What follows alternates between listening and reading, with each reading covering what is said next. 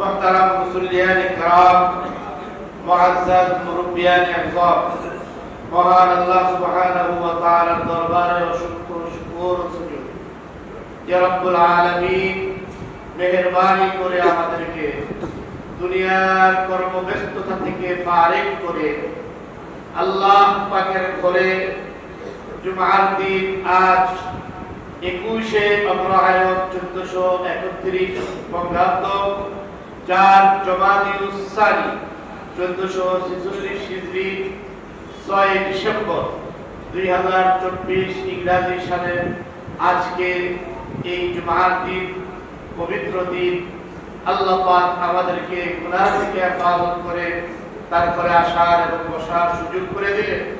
আমরা ওই মহান মাবুদের দরবারে অবনত মস্তকে কালিমাতুশ শুকর আদায় করি আলহামদুলিল্লাহ।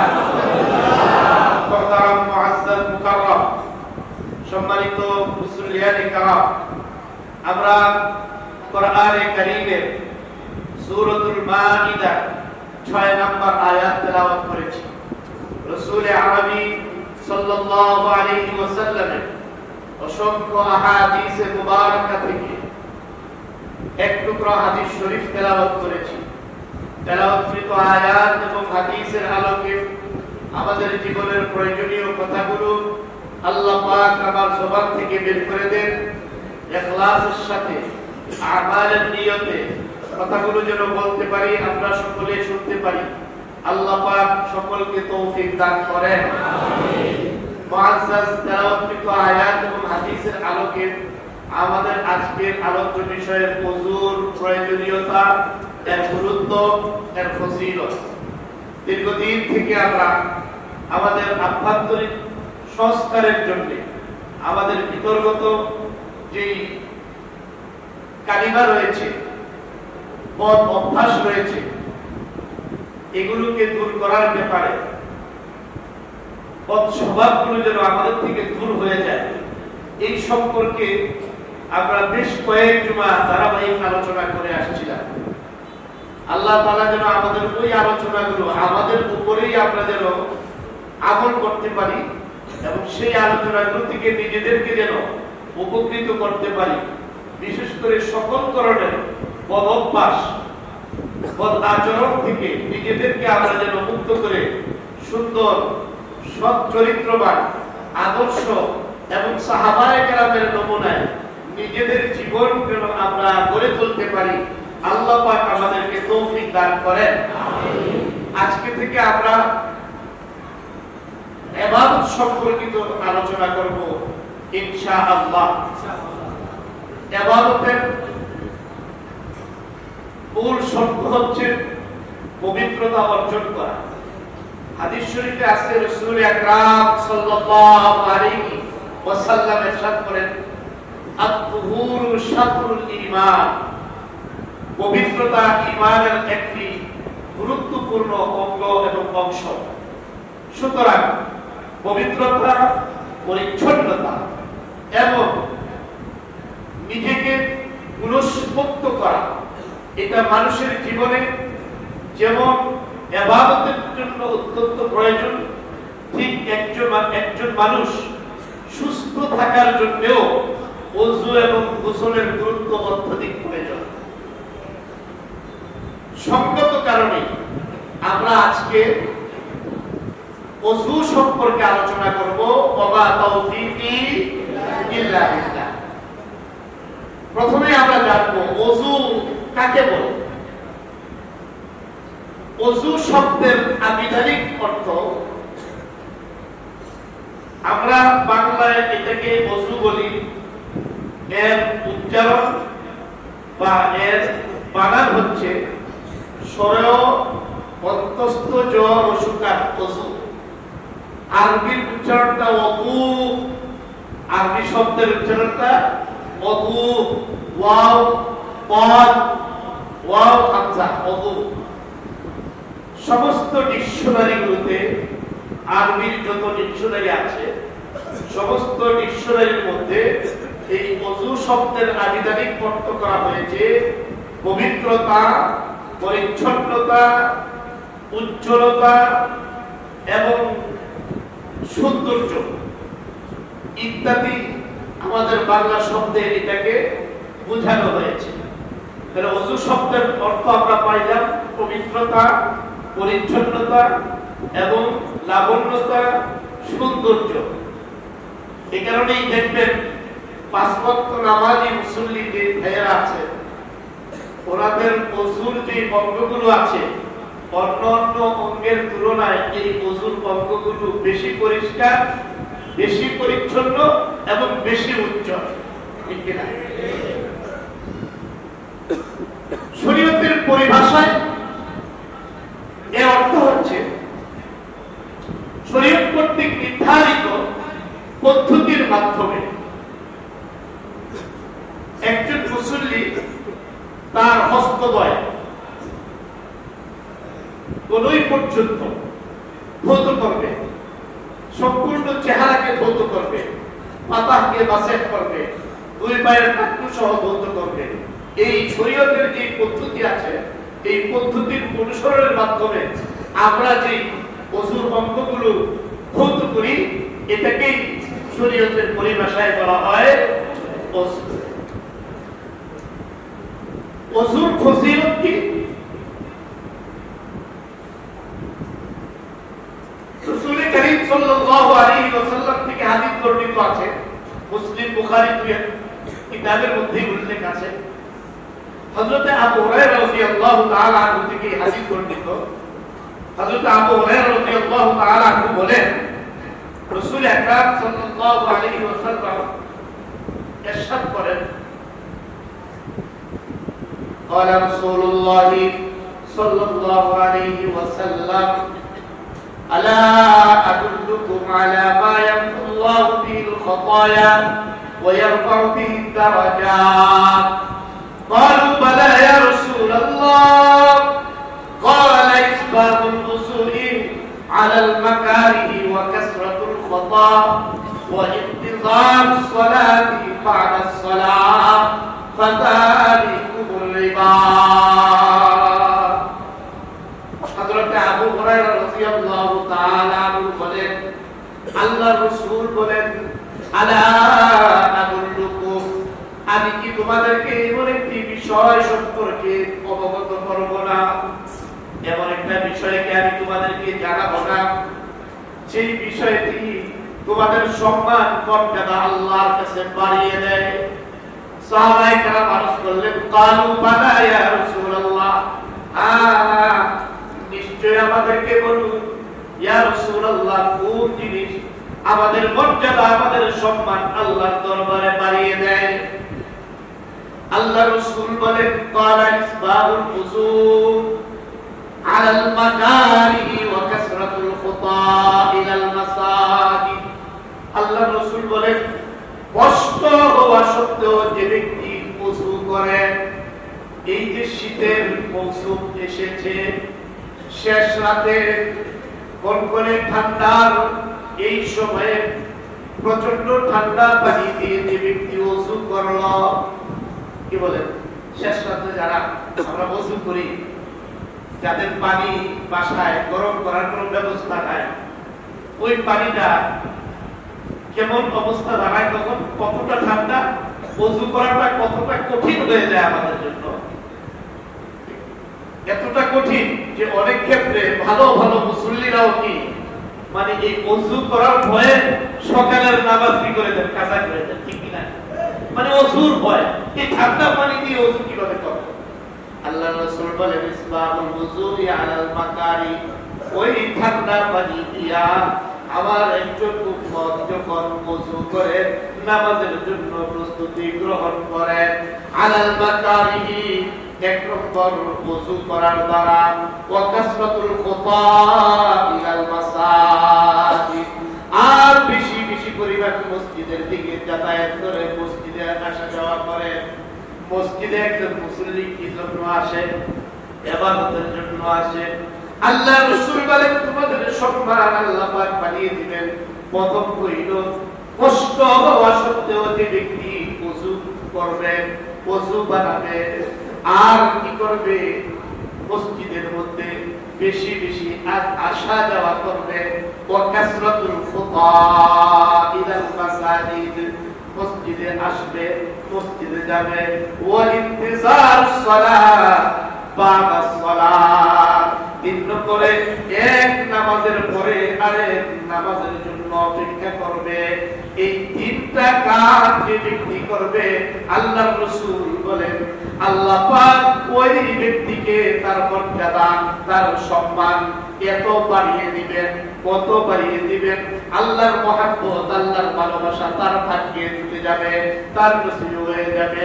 আল্লাহ পাক যাকে ভালোবাসেন, আল্লাহ পাকের পক্ষ থেকে ঘোষণা হয়ে যায়, ফেরেশতাদেরকে জানায় দেওয়া হয় আল্লাহ পাক ওই ব্যক্তিকে ভালোবাসে, মহব্বত করে। সুতরাং ও আসমানের জমিনের ফেরেশতারা, তোমরাও তাকে ভালোবাসো, তোমরাও তাকে মহব্বত করো। আসমানের ফেরেশতারা জমিনের ফেরেশতাদেরকে জানায় দেয় আল্লাহ পাক ওই ব্যক্তিকে ভালোবাসেন, আমরা আসমানের ফেরেশতারাও এই ব্যক্তিকে ভালোবাসি, মহব্বত করি। সুতরাং জমিনের ফেরেশতা তোমরা আছো যারা, তোমরাও তাকে ভালোবাসো। আল্লাহু আকবার, আল্লাহু আকবার। এইভাবে জমিনের ফেরেশতার মাধ্যমে আল্লাহ পাক প্রত্যেকটা মানুষের কলবের মধ্যে, দিলের ভিতরে এই ব্যক্তির ভালোবাসার কথা ঢুকায়া দেন। দেখা যায় তখন সমাজের মানুষেরাও এই লোকটাকে ভালোবাসতে থাকে, মহব্বত করতে থাকে, আর মর্যাদা সম্মান করতে থাকে। সুবহানাল্লাহ।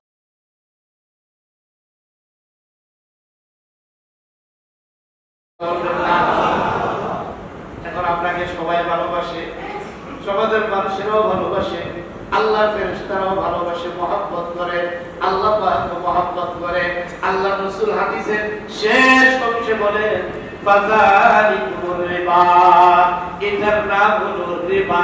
অর্থাৎ একজন মুসল্লি কষ্ট হওয়া সত্ত্বেও ওযু বানাইলো, এরপরে বেশি বেশি পরিমাণ মসজিদে আসা যাওয়া করলো, এরপরে আল্লাহ পাকের ভালোবাসা লাভ করলো, এই যে অবস্থাটা তার তৈরি হলো, সে যে এই মর্যাদা অর্জন করলো, এই মর্যাদাটা ধরে রাখার জন্য এখন থেকে সে সারা জীবন কি করবে, নিজেকে অটল অবিচল রাখবে। অর্থাৎ আমার যে মর্যাদা অর্জন হয়েছে, যেই কারণে হয়েছে, এই কারণগুলো যেন আমার থেকে ছুটে না যায়, এই জন্য আমাকে সচেষ্ট থাকতে হবে। এটাকে বলা হয় রেবাত, মানে আমি যা অর্জন করেছি এইটাকে ধরে রাখার অটল অবিচলতা, সংকল্প প্রতিজ্ঞা আমার ভিতরে থাকতে হবে, এর নাম হলো রেবাত। আমরা যেমন এখন যে নতুন করে একটা পরিবেশ পেলাম, নতুন করে যে একটা স্বাধীনতা ভোগ করলাম, এইটা তো অর্জন হয়েছে বটে, কিন্তু এখন ধরে রাখা বড় কঠিন, কথা ঠিক কিনা? এখন শত্রু ডান দিক থেকে আক্রমণ করে, বাম দিক থেকে আক্রমণ করে, সামনের দিক থেকেও আক্রমণ করে, পিছনের দিক থেকেও আক্রমণ করে, এমনকি প্রতিবেশী দেশ আমাদের স্বাধীনতা, সার্বভৌমত্বকে লুণ্ঠন করার জন্য উঠে পড়ে লেগেছে, ঠিক কিনা? সুতরাং এটাকে ধরে রাখতে হলে আমাদের অখণ্ডতা, আমাদের সার্বভৌমত্ব, আমাদের জাতীয়তা, আমাদের দেশ মাতৃকাকে ধরে রাখার জন্য এখন আমাদেরকে অটল সীসাদানা প্রাচীরের মতো সমগ্র জাতিকে ঐক্যবদ্ধ হয়ে থাকতে হবে, ঠিক কিনা? কি কোত্থেকে পাইলাম এই হাদিসের শিক্ষা? আমরা এই সবকটা কোত্থেকে পাইলাম? এই হাদিস আমাকে শিখাইতেছে যে তুমি যে মর্যাদা অর্জন করেছো, কিভাবে? দেখেন হাদিসের সাথে মিলান, হাদিসের সাথে মিলান। আল্লাহ বলছেন,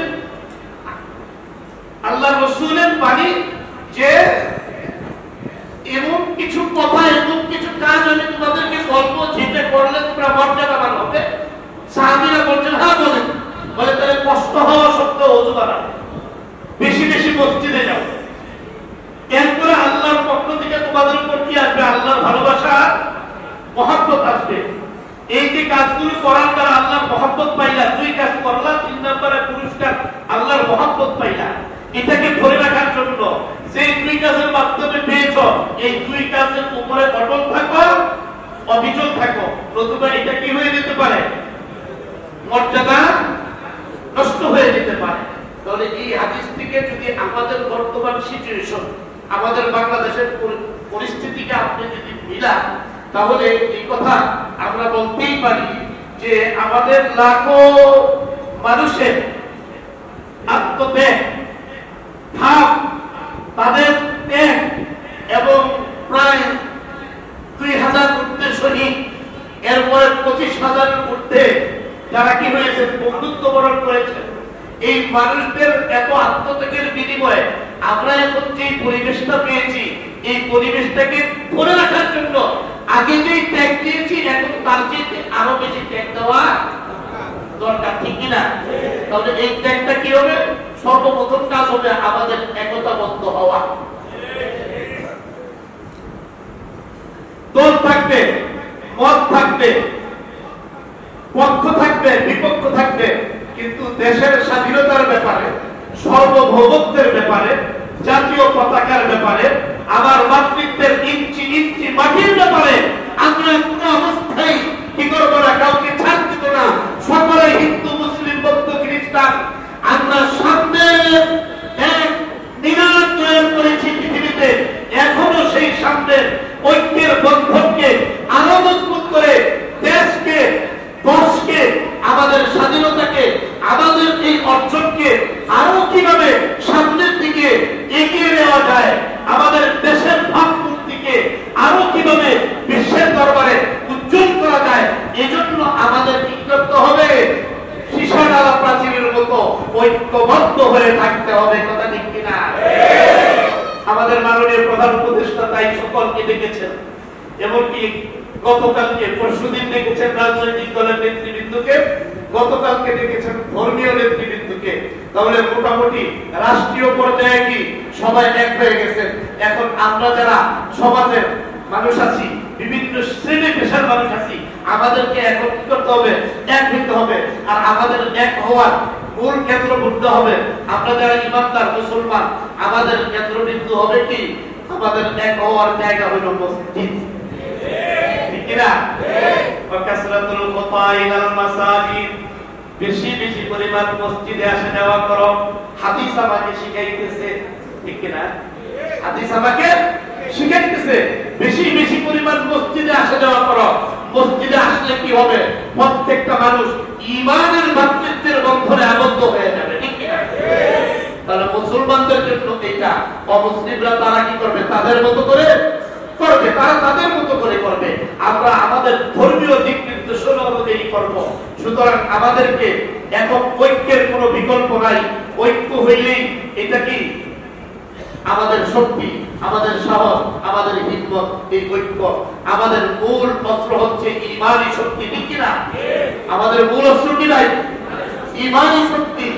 আর ঈমানী শক্তিতে যখন আমরা বলিয়ান হব, তখন ইনশাআল্লাহুল আজিজ দেখবেন দ্বীনের জন্য, ধর্মের জন্য, দেশের জন্য, স্বাধীনতার জন্য, মানুষের জন্য আমার প্রাণ মিলিয়ে দিতে, শাহাদাতের মর্যাদা লাভ করতে আমি বিন্দু পরিমাণ কুণ্ঠাবোধ করব না, কারণ আমি আল্লাহর সন্তুষ্টির জন্য এই সকল করতেছি।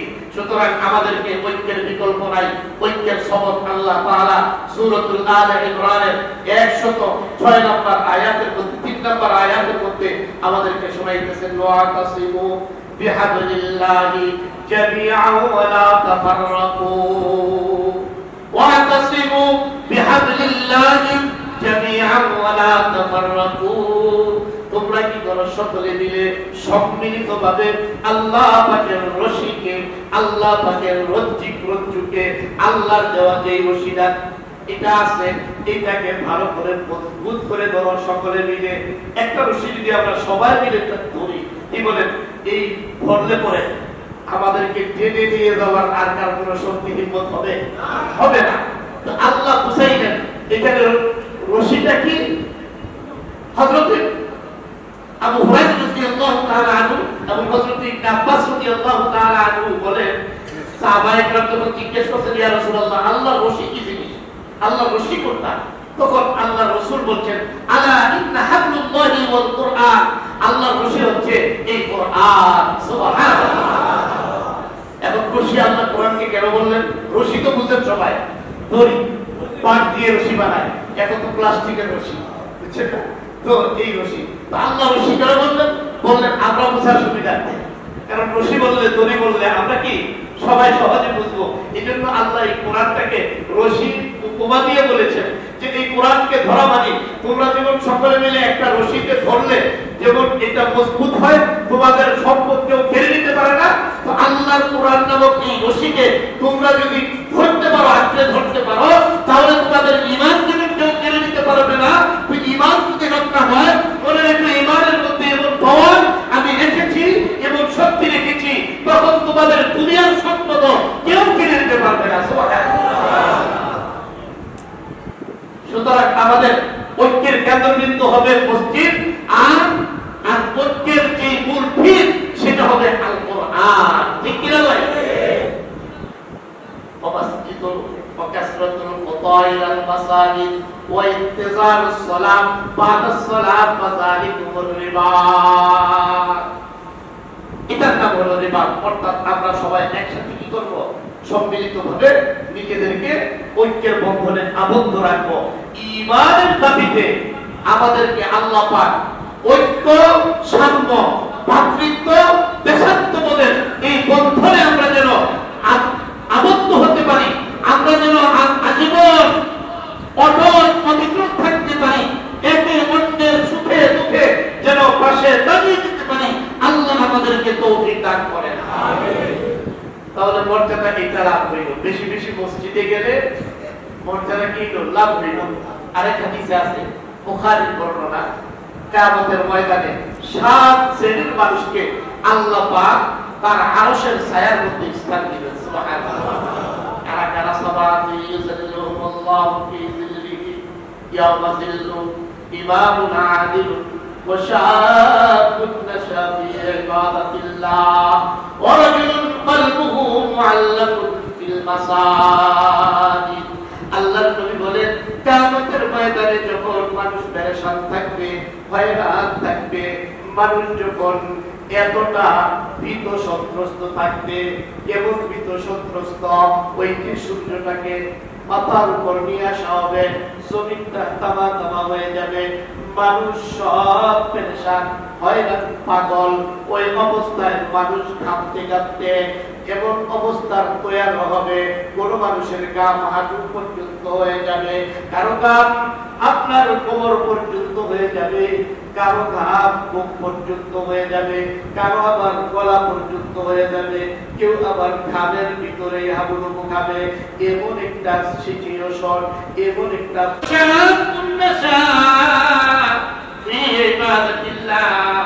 তোমার জীবনের সব চাইতে স্বর্ণ সময়, স্বর্ণ যুগ হলো তোমার যৌবন কাল। আল্লাহ বলেন, এই যৌবন কালে এই যুবকটা মসজিদের সাথে সম্পর্ক রাখলো, এই যৌবনটাকে সে ধরে রাখলো, অপব্যয় করলো না। 3 নম্বরে এই যুবক কি করলো? বেশি বেশি মসজিদে আসা যাওয়া করলো, তার অন্তরটাকে, তার দিলটাকে মসজিদের মধ্যেই লাগায় রাখলো। মসজিদে কিভাবে লাগায় রাখা যায়? বলে, নামাজ একটা শুরু হয়েছে, শেষ হয়েছে, এবার আমি আমার কাজে চলে যাব। ধীরে ধীরে আমার খেয়াল থাকবে, যখন আমার আসরের আযান হবে আমি মসজিদে যাব, আমার কাজ শেষ। ওয়ারাজুলুন কলবুহু মুআল্লাকুন ফিল মাসাজিদ, এটাকেই বলে মসজিদে দিল লাগায়া রাখা। এমন না যে মসজিদে আসলাম, কাজ কাম সব বাদ, আমার চাকরি নাই, ব্যবসা নাই, বাণিজ্য নাই, কোনো কিছু নাই, সবকিছু বাদ দিয়ে শুধু মসজিদে পড়ে থাকবো। আল্লাহ এটা চান না, আল্লাহ রাসূলও বলেন না। আল্লাহ রাসূল বলেন, নামাজ শেষ হয়ে গেছে, এবার তুমি তোমার কাজে চলে যাও, কিন্তু দিনের মধ্যে তুমি কি রাখো? আসরের আযান যখন হয়ে যাবে আমি আবার মসজিদে যাব। এটার নাম হলো কলবুহু মুআল্লাকুন ফিল মাসাজিদ, অন্তরকে মসজিদের সাথে লাগায় রাখা। তাহলে 3 শ্রেণী বললাম, একটা হলো ইমাম আদিল, আরেকটা ওয়াশাবুন নাশা ফি ইবাদাতিল্লাহ, ওই যুবক যে যৌবনে ইবাদত করে, আরেকটা ওই লোক, ওই রজুলুন ওয়ারাজুলুন কলবুহু মুআল্লাকুন ফিল মাসাজিদ, যে ব্যক্তি তার দিলটা, তার অন্তরটা মসজিদের মধ্যে লাগায় রাখে। এই গুনাহকে আল্লাহ পাক কিয়ামতের ময়দানে আল্লাহর আরশের ছায়ার মেহমান বানায়া দিবে। লাভ আছে কি নাই? তাহলে মসজিদের সাথে আমাদের সম্পর্ক কি করতে হবে ভাই? লাগাই দিতে হবে।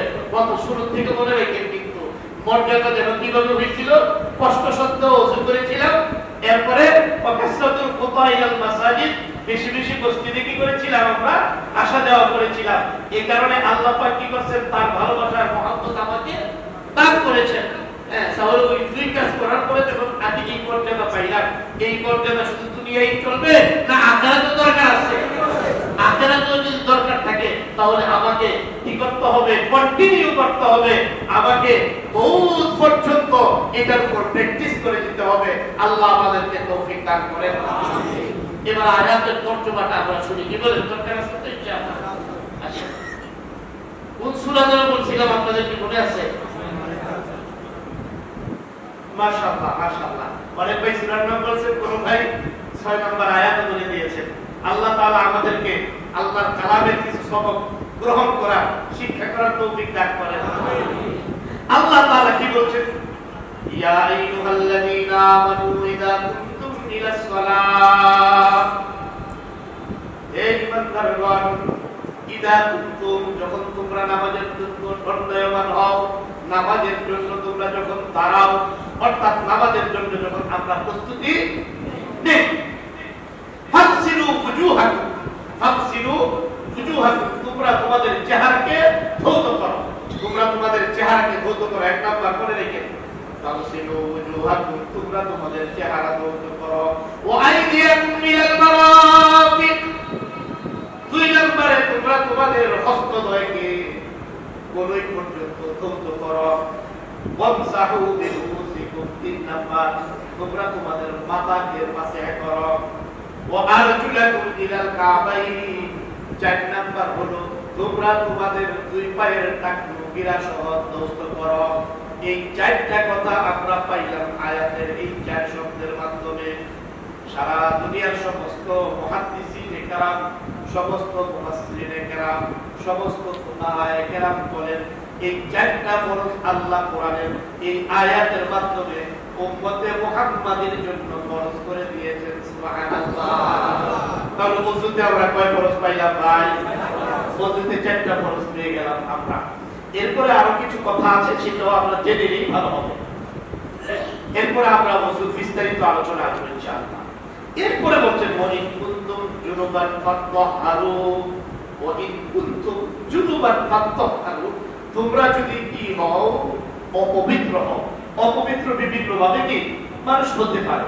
তো ওয়াইন কুনতুম জুনুবান ফাততাহহারু, তোমরা যদি কি হও? অপবিত্র হও। ওয়াইন কুনতুম মারদা, অথবা তোমরা যদি অসুস্থ হও, আও আলা সাফারিন, অথবা তোমরা যদি সফরে থাকো, ভ্রমণে থাকো, আও জাআ আহাদ মিনকুম মিনাল গায়িব আও লামাসতুমুন নিসা, অথবা তোমাদের মধ্য থেকে কেউ যদি স্ত্রী সঙ্গত করো, তো ওই অবস্থায় ফালান তাজিদু মাআ, যদি তোমরা ওই অবস্থায় পানি না পাও, পবিত্রতা অর্জনের জন্য পানি হলো সর্বপ্রথম শর্ত। এই অবস্থায় যদি তোমরা পানি না পাও, তাহলে কি করবে? বিকল্প ব্যবস্থা কি? আল্লাহ বিকল্প ধারা আমাদের জন্য ব্যবস্থাপত্র দিচ্ছেন। বলেন ফাতায়াম্মামু সাঈদান তাইয়িবান, তোমরা পবিত্র মাটি দ্বারা কি করবে? মাসহ করবে, তায়াম্মুম করবে। ফামসাহু বিওজুহিকুম, তায়াম্মুম কিভাবে করবে? তোমাদের চেহারাকে মুছে দিবে। ওয়া আইদিকুম বিক, এবং তোমাদের হস্তদ্বয়কে মুছে দিবে। মাইয়ুরিদুল্লাহু লিয়াজআলা আলাইকুম মিন হারাজ, আল্লাহ পাক তোমাদের জন্য সহজ করে দিতে চান। ওয়ালাকি ইউরিদু লিতাহহিরাকুম, যেন তোমরা পবিত্রতা অর্জন করতে পারো। ওয়ালিউতিম্মা নি'মাতাহু আলাইকুম, এটা আল্লাহ এই কারণে করছেন তোমাদের উপর আল্লাহর নিয়ামতকে আল্লাহ যেন পরিপূর্ণ করে দিতে পারেন। সুবহানাল্লাহ। ধরে পানি পাই নাই, এখন আমি কি করব? আমার তো কি করার নাই, ওযু করার ব্যবস্থা নাই, গোসলের ব্যবস্থা নাই। এখন যদি দ্বিতীয় বিকল্প ব্যবস্থা না থাকে, তাহলে আমার ইবাদত কি হবে না। সুতরাং আল্লাহ আপনার আমার জন্য বিকল্প ব্যবস্থা দিয়েছেন, আর দেওয়ার পরে বলছেন আল্লাহ তোমাদের কাজগুলোকে সহজ করে দিতে চান। আর সহজ কেন করেন? যেন তোমাদের উপর আল্লাহ তার নিয়ামতকে পরিপূর্ণ করে দিতে পারেন। সুবহানাল্লাহ, সুবহানাল্লাহ। আল্লাহ আমাদের প্রতি কতটা সহানুভূতিশীল, কতটা দয়ালু, কতটা মেহেরবান। এরপরে আল্লাহ বলেন এত কিছু পাওয়ার পরে কি বলেন আমাদের কিছু কি আছে, দায়িত্ব কর্তব্য আছে তো। আল্লাহ বলেন লাআল্লাকুম তাশকুরুন, এই যা করা হলো এগুলো এই জন্য করা হলো যেন তোমরা আমার শুকরগুজার বান্দা হয়ে যেতে পারো। সুবহানাল্লাহ। তাহলে আমরা ওযুর ব্যবস্থাপত্র পেয়ে গেলাম।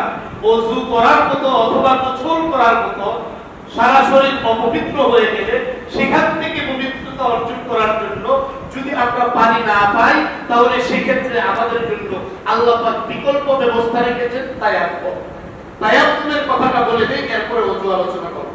তায়াম্মুম হচ্ছে যে কোনো পবিত্র মাটি অথবা চুনা অথবা পাথর, অনেক সময় পাথরের গায়ে ধুলাবালি লেগে থাকে, চুনা এটা, এরপরে আপনার কি মাটি হলে তো সবচেয়ে ভালো। কি করতে হবে? করতে হবে এই আপনি ওযুর প্রয়োজন হোক অথবা গোসলের প্রয়োজন হোক, নিয়ত করতে হবে আমি পবিত্রতা অর্জন করার জন্য তায়াম্মুম করতেছি। তায়াম্মুম কিভাবে করব? প্রথমে আমার দুই হাতকে মাটির উপর এইভাবে মারব, ঝরপ দিব, মাটির উপরে মারব। মারার পরে এইভাবে আমার এই দুই বৃদ্ধা আঙ্গুল দুইটা একসাথে এরকম হালকা করে কি করবো, একটু টাচ করবো, একবার দুইবার তিনবার টাচ করবো। করার পরে যে উড়ন্ত বালিগুলো থাকবে বা মাটিগুলো থাকবে এগুলো আমার হাত থেকে পড়ে যাবে। এখন আমার কাজ কি? কাজ হচ্ছে এই আমি এইভাবে আবার শুধু মুখটাকে মাসেজ করে দিব, মুখটাকে মাসেজ করে দিব। এক নম্বর কাজ শেষ আমার। দুই নম্বর হচ্ছে আবার আমি দ্বিতীয়বার কি করব? এইভাবে মাটিতে আবার হাত মারবো। মারার পরে আবার একই নিয়মে এই দুই বৃদ্ধাঙ্গুলকে এইভাবে টাচ করার দ্বারা ওই যে ধুলাবালি আছে সেটা পড়ে যাবে। এখন আমি প্রথমে বাঁ হাত দিয়ে ডান হাতকে বাছাই করবো। কিভাবে?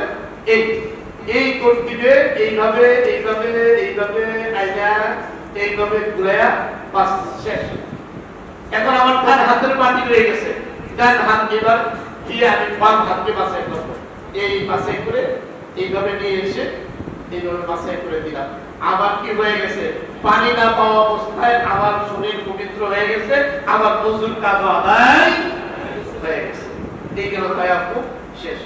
এখন আসেন ওযু। ওযু আমরা সাধারণত নামাজের জন্য, ইবাদতের জন্য করি যদি গোসলের প্রয়োজন না থাকে। ওযুটা আমরা কোন ব্যক্তি যদি এই চারটা ওযুর ফরজ উনি যদি শুধু আদায় করেন, অর্থাৎ তার চেহারা ধুয়ে ফেলেন, দুই হাত ধুয়ে ফেলেন, মাথা বাছাই করে ফেলেন, পাও ধুয়ে ফেলেন, তাহলে ওনার ওযু কি হয়ে যাবে? ওনার ওযু হয়ে যাবে, কারণ উনি কি করেছেন? ফরজ আদায় করেছেন, ওযু হয়ে যাবে। এরপরও আমরা কি করি? এর বাহিরেও কিছু কাজ করি, এটাকে বলা হয় সুন্নাহ। এটা কি ভাই? সুন্নাহ। সুন্নাহর একটা আরেকটা অর্থ হচ্ছে, সুন্নাহ শব্দের আরেকটা অর্থ হচ্ছে, সুন্নাহ মানে আমরা মনে করি এবং অর্থ হলো যে আল্লাহর রাসূলের আদর্শ বা পদ্ধতি বা নিয়ম, আল্লাহর রাসূল যেভাবে যে কাজগুলো করেছেন এটাকে কি বলা হয়? সুন্নাহ বলা হয়। এটাকে সুন্নাহ বলা হয়। প্রাসঙ্গিক একটা কথা বলে রাখি, আমরা আসলে সুন্নাহর উপর আমল করি, হাদিসের উপর আমল করি না। কথাটা ভালো করে বুঝছেন? তাহলে পেশ লাগবে। আমরা কিসের উপর আলোচনা করি? আমল করি সুন্নাহর উপর। কারণ হলো আল্লাহর রাসূলের যতগুলো হাদিস আছে সমস্ত হাদিসের উপর আপনি আমি আমল করতে পারি না এবং পারবো না, পারি না এবং পারবো না। তো উম্মতের আমলযোগ্য যে হাদিসগুলো আছে, হাদিসের যে অংশগুলো, আবার বলছি, আই রিপিট, উম্মতের আমলযোগ্য হাদিসের যে অংশগুলো আছে এটার নাম হচ্ছে সুন্নাহ। এটার নাম কি ভাই? সুন্নাহ। আরো সহজে বুঝাই বলি। ধরেন আল্লাহর রাসূল কিভাবে পৃথিবীতে এসেছেন, জন্মগ্রহণ করেছেন, এটা তো আমরা হাদিসে পেয়েছি। এটা আমরা হাদিসে পেয়েছি। আল্লাহর রাসূল মেরাজ করেছেন, সপ্ত আকাশ পাড়ি দিয়ে আল্লাহ তাআলার সাথে সাক্ষাৎ করেছেন, আল্লাহর সঙ্গে কথোপকথন হয়েছে, আবার তিনি পৃথিবীতে ফিরে এসেছেন। এটাও আমরা হাদিসের মাধ্যমে পেয়েছি। এখন কোন মানুষের কি আল্লাহর রাসূল যেভাবে মেরাজ করেছেন ওইভাবে মেরাজ করা সম্ভব? তার মানে তাহলে এই হাদিসের উপর আমল করা আমাদের দ্বারা সম্ভব নয়। আল্লাহর রাসূল যেভাবে পৃথিবীতে এসেছেন মায়ের গর্ভ থেকে, এইভাবে পৃথিবীর আর কোন মানুষ দুনিয়াতে আসা সম্ভব নয়। এই কথাটা আমরা কিসের মাধ্যমে পাইলাম? হাদিসের মাধ্যমে পাইলাম। কিন্তু এই হাদিসের উপর আমল করা আমাদের দ্বারা কি সম্ভব? আচ্ছা, সম্ভব না। কিন্তু আল্লাহর রাসূল কিভাবে ওযু করেছেন এই কথাটাও আমরা কিসে পেয়েছি? হাদিসে পেয়েছি। তো হাদিসে পেয়েছি, কিন্তু এটার উপর আমল করা আমাদের দ্বারা কি? এই যে হাদিসের যে অংশটাকে উম্মতের আমল করা সম্ভব, আমলযোগ্য, এই অংশটাকে বলা হয় সুন্নাহ। ভাই আমি কি কথাটা বুঝাইতে পেরেছি? আলহামদুলিল্লাহ। তাহলে আমরা আমল করি কিসের উপর? সুন্নাহর উপর। আর প্রত্যেকটা সুন্নাহ, এক একটা সুন্নাহ এত দামি, এত দামি। বর্তমান দুনিয়ায় সবচেয়ে দামি যে পাথরটা, সে কোহিনুর। এই কোহিনুর কয়েক হাজার লক্ষ কোটি কোহিনুর একসাথে বিক্রি করলে যেই মূল্য হবে, সারা দুনিয়ার সম্পদ একসাথে বিক্রি করলে যেই মূল্য হবে, আল্লাহর রাসূলের এক একটা সুন্নাহর দাম তার চেয়ে লক্ষ কোটি কোটি গুণ বেশি হয়ে যাবে। এই কথা কি বিশ্বাস হয়েছে? ইনশাআল্লাহ। সুন্নাহর আরেকটা অর্থ হলো বিজ্ঞান। সুন্নাহর আরেকটা অর্থ কি ভাই? ভালো করে বুঝুন। সুন্নাহর আরেকটা অর্থ কি? আপনারা এটা কইতে চিন্তা করতেছেন যে আসলে এটা কি বলবো কি বলবো না। বিজ্ঞান কেন্দ্র হয়। আমরা দেখছি বিজ্ঞান মানে হইলো এরোপ্লেন বানানো, বিজ্ঞান মানে হইল মোবাইল আবিষ্কার করা, বিজ্ঞান মানে হইল চন্দ্রে যাওয়া, বিজ্ঞান মানে হইল এখান থেকে আপনার পৃথিবী থেকে সূর্য কত মাইল দূরে এটার আবিষ্কার করা। আমরা বুঝি এটার নাম বিজ্ঞান। আসলে এর চাইতে বড় বিজ্ঞান আল্লাহর রাসূলের সুন্নাহর মধ্যে আপনার আমার জীবনের জন্য রেখে দিয়েছেন। এটা নিয়ে আমরা পড়িও না, গবেষণাও করি না, যার কারণে সুন্নাহ একটা বড় বিজ্ঞান, এটা আমরা না বুঝার কারণে এটার প্রতি আমাদের গুরুত্ব নাই। ঠিক কিনা? কেমনে বিজ্ঞান?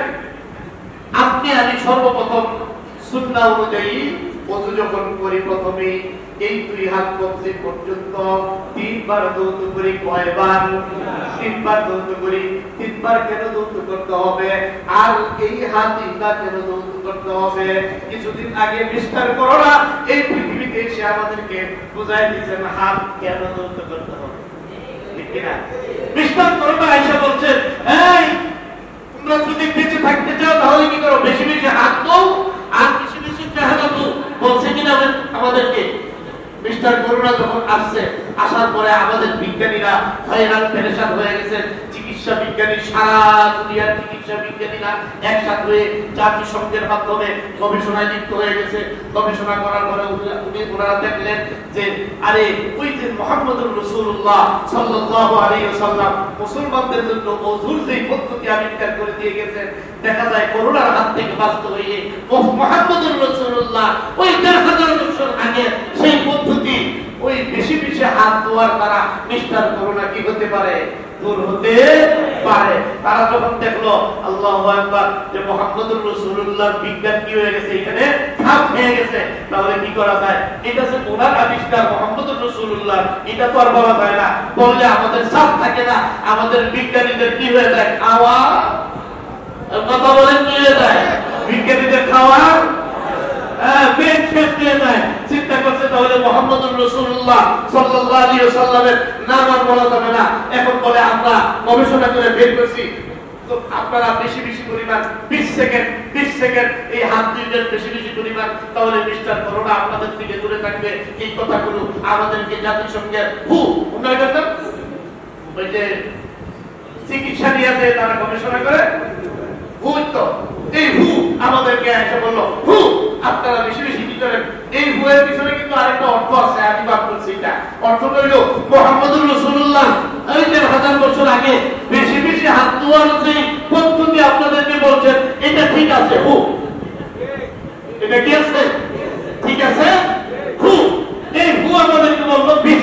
মাহবুব। আমরা বলি ভাই আপনাদেরকে, আপনারা তো আমাদেরকে ওই যে কি বলে ওই সবক শোনাইতেছেন, বুঝলেন না? কেবল রানী বিলকিস লম্বা কথা হয়ে যায়। সুলাইমান আলাইহিস সালামের জমানায় হযরত সুলাইমান আলাইহিস সালাম একটা সমাবেশ ডাকলেন, একবারে পশু পাখি মানুষ জিন ইনসান সবাই মিল্লা সমাবেশ ডাকলেন। দেখা দেখেন যে ওই জায়গার মধ্যে কি নাই, একটা পাখি নাই, হুদহুদ পাখি। ওয়াতাফাক্কাদাত তায়রা ফাকালা মা ইয়ালা আরুল হুদহুদ। তিনি বলতেছেন কি হলো আমার, আমি কেন হুদহুদকে দেখতেছি না? যদি সে উপযুক্ত কারণ দর্শাইতে না পারে তাহলে আমি তাকে কি করব, এর শাস্তি দিব।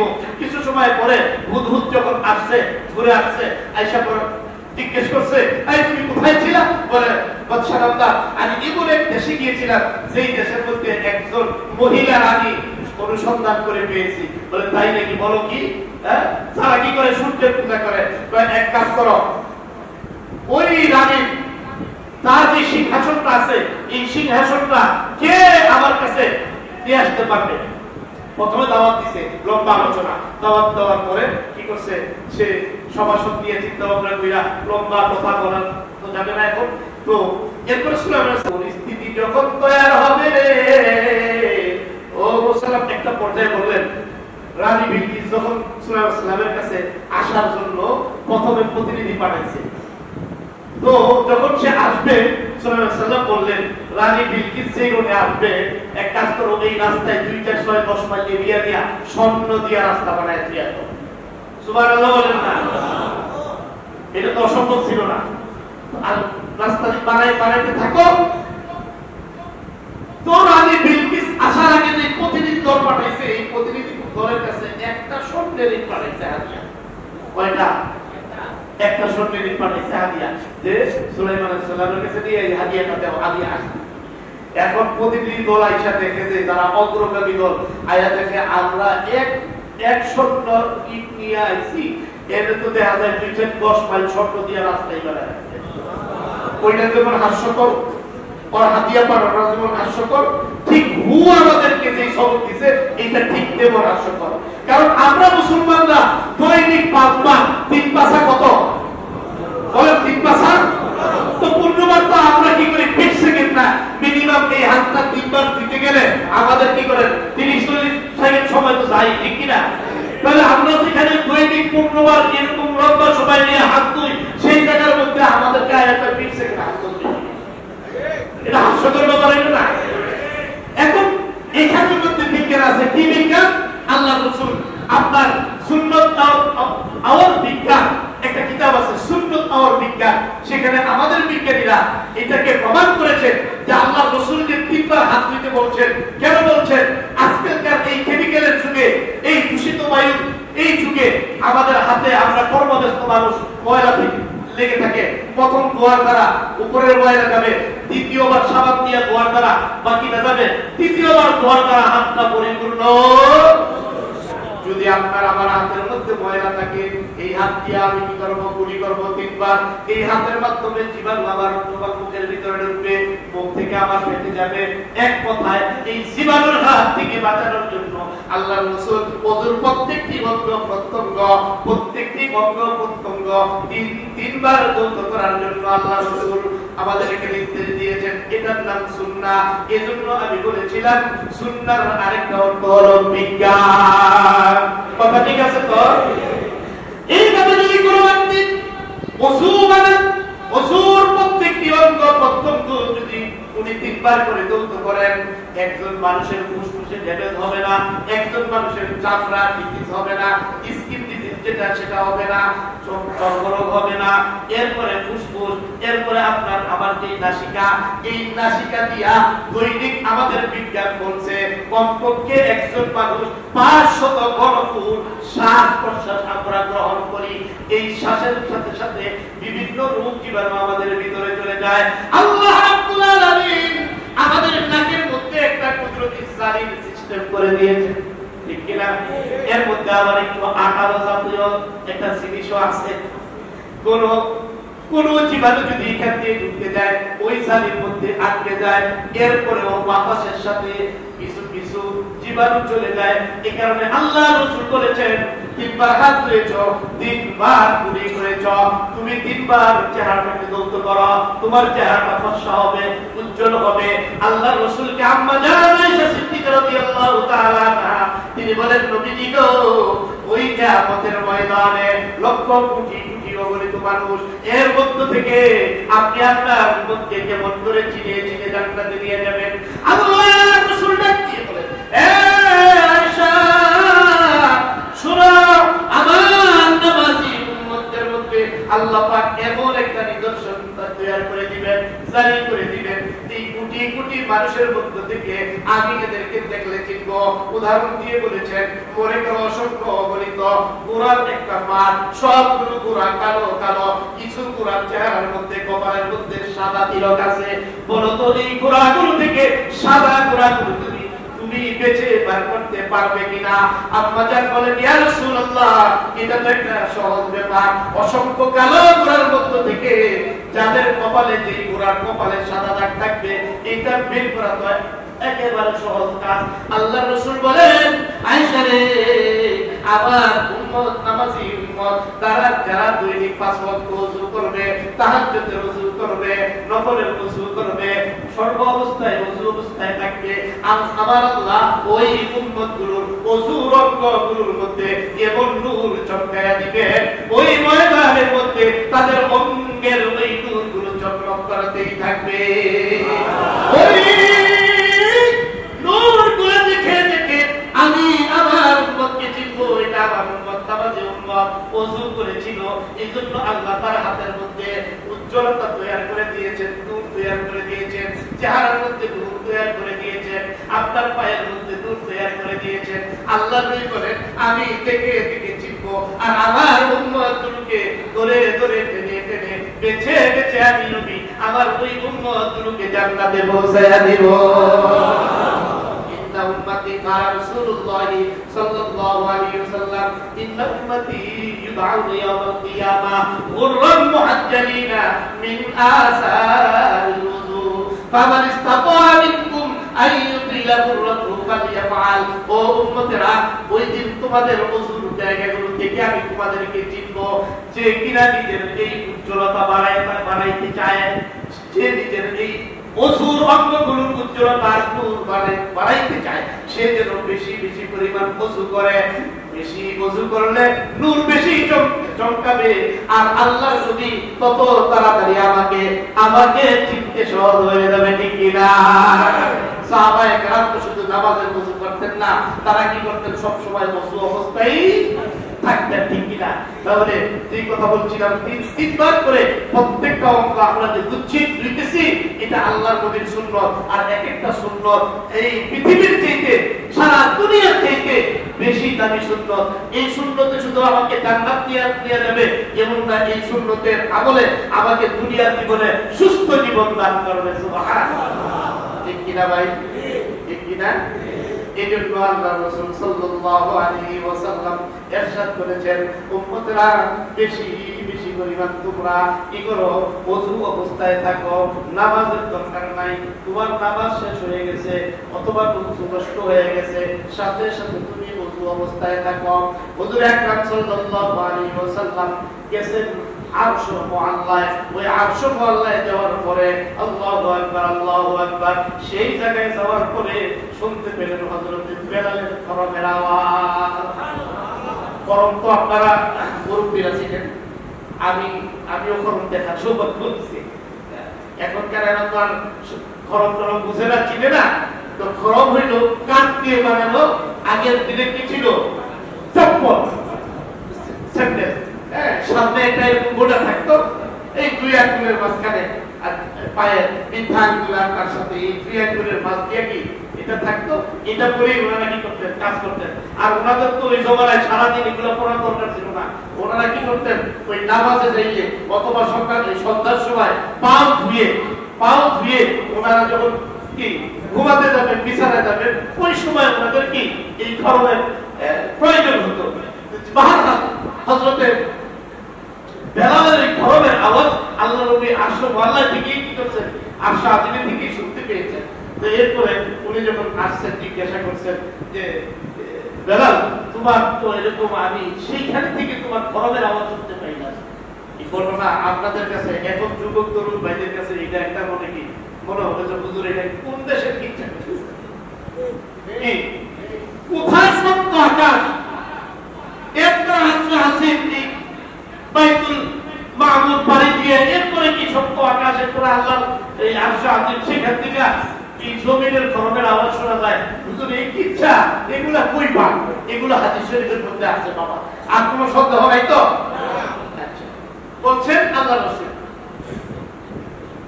তারা কি আমল করো হুজুর আপনার শিখানো আমল করি বলেছিলেন যে সব সময় ওযু অবস্থায় থাকার জন্য এই কারণে আমরা সব সময় কি করি আমি হুজুর চেষ্টা করি ওযু অবস্থায় থাকতে সুবহানাল্লাহ তাহলে ওযু অবস্থায় থাকার একটা কি আছে মর্যাদা আছে এখন আপনার ওযু শেষ হয়ে গেছে তারপরে আমরা একটা দোয়া করি না আল্লাহ রাসূল বলেন আশহাদু আল্লা আকাশের দিকে তাকায়া আশহাদু আল্লা ইলাহা ইল্লাল্লাহ ওয়াহদাহু লা শারীকা লাহু ওয়া আশহাদু আন্না মুহাম্মাদান আবদুহু ওয়া রাসূলুহু এই দোয়াটা যে পড়বে আল্লাহর নবী বলেন জান্নাতের 8টা দরজা তার জন্য উন্মুক্ত হয়ে যাবে এই ওযু করনেওয়ালা ব্যক্তি জান্নাতের যে 8টা দরজার যে কোনো দরজা দিয়ে যায় ওই দরজা দিয়েই সে জান্নাতে প্রবেশ করতে পারবে আরেক বর্ণনায় আল্লাহুম্মা জাআলনি মিনাত তাওয়াবিন ওয়া জাআলনি মিনাল মুতাতাহহিরিন হে আল্লাহ আপনি আমাকে কি করেন তওবাকারীদের অন্তর্ভুক্ত করেন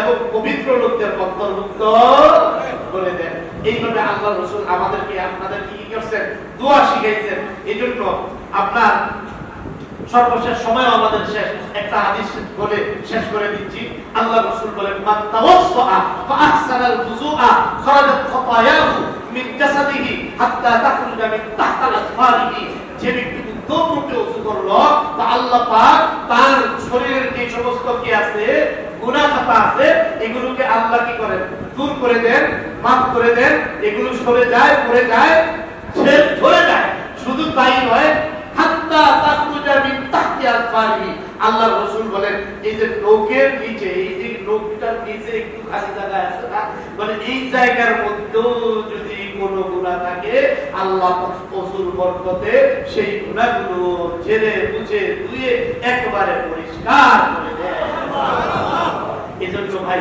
আমরা উত্তম রূপে ওযু করব আমার ওযু যদি উত্তম হয় তাহলে আমার নামাজ কি হবে উত্তম হবে এখন এই ওযু করতে গিয়া আবার আপনার কি করতে হবে সুন্নতের প্রতি খেয়াল রাখতে হবে আর এই যে গুনাহগুলোর কথা বলা হয়েছে এগুলো হইল কি সগীরা গুনাহ মাফ হয়ে যাবে সগীরা গুনাহ মাফ হয়ে যাবে কবিরা গুনাহর জন্য তওবা শর্ত সুতরাং আজকের আলোচনায় আমরা যে বিষয়টা পেয়েছি সেটা হচ্ছে ওযুর ফরজ এবং ওযুর সুন্নতগুলো আমরা যদি যথাযথভাবে আদায় করতে পারি তাহলে কি হবে আমাদের সগীরা গুনাহগুলো মাফ হবে এবং আমাদের জন্য আল্লাহর দেওয়া যে সকল নিয়ামতগুলো রয়েছে এবং আল্লাহর পক্ষ থেকে যে গুনাহ মাফের ঘোষণা আল্লাহর রাসূল দিয়েছেন সেগুলো আমরা লাভ করতে পারবো আল্লাহ আমাদেরকে আল্লাহর রাসূলের তরিকা অনুযায়ী পরিপূর্ণ ইখলাসের সাথে সুন্নাহর সাথে আমরা যেন ওযু বানাইতে পারি আল্লাহ আমাদেরকে তৌফিক দান করেন